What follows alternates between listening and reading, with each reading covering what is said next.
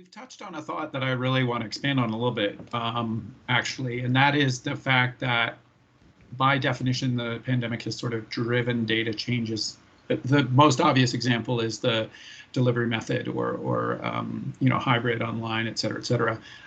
What are your thoughts on how that's going to impact analysis in the medium to long term? And this gets maybe a little bit more detailed into the next question about how it affects predictive analytics and models. But even just for quantitative analysis and comparative analysis, what are your thoughts on that and plan of, like, are you going to pro forma this and normalize it and say, well, in prior years, we would have had, 90% in person, 10% online, or whatever those proportions are.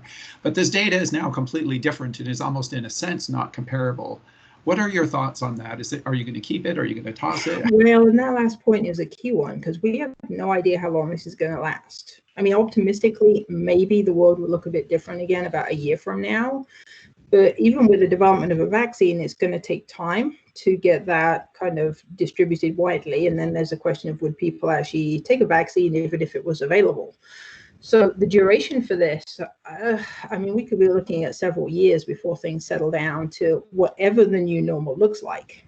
And unfortunately, right now, the data we have from the spring, the way things are happening for the fall, it may be informative in the short term, so for next spring, maybe for next fall, but because everything is changing so fast, we may go through a number of iterations of normal before we land at what's actually going to be the long-term normal moving forward. So we've kind of joked about how, well, we'll keep the data in there, but every report will just have a really huge asterisk next to spring 2020. But we're probably going to be living with the fallout of this for a really long time. So we're kind of trying to think of last spring, this fall as kind of a new baseline, but it drives really complex conversations. So our fall trends, and maybe others are in a similar position, we didn't know what fall was going to look like. We were dealing with summer. We had to put the brakes on opening fall registration because we simply weren't ready and didn't know what it was going to look like to open at the normal time. So we started kind of late. Then, of course, we had this huge increase in enrollment when we first opened. And for a while there, we were quite considerably down last fall to this fall. And we spent a lot of time looking at it going, okay, is it because we changed the registration start date?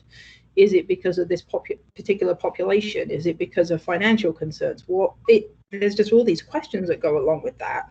And the differences in the data, so you have your apples to oranges comparison, when you're working with stakeholders who don't have a really good understanding of data, it makes it that bit more complicated for them to think about what it all means. And that's just comparing points in time. That's not even getting into predictive analytics. Other Nick, maybe we can follow up with you last on that one. But David, you seem to have some thoughts. Oh, yeah. No, a lot of agreement on those points. The giant asterisk. It'll be like those years when the Barry Bonds and Mark McGwire were hitting those home runs, right? But I think it's a really good point. For the foreseeable future, historical trends might be a thing of the past. Looking at them, because as was rightly pointed out, we don't know when this is going to end, and we don't know how many iterations of new behaviors we're going to see. We don't know if students are going to adjust to certain behaviors during the next year or 2 years, and then that's going to shift what things are going to look like going forward, even if there is no health issue at that point, if that's going to shift how things look. And some of the benefits that were gleaned from having, relatively stable conditions over a series of years will no longer be relevant. But there also is an upside too, because I think there's an over-reliance in education on looking at those historical trends and comparing everything to a historical trend, especially for some contexts more than others. But we see it especially at the community college level where we are. So I think that'll be something interesting to see as it shakes out going forward.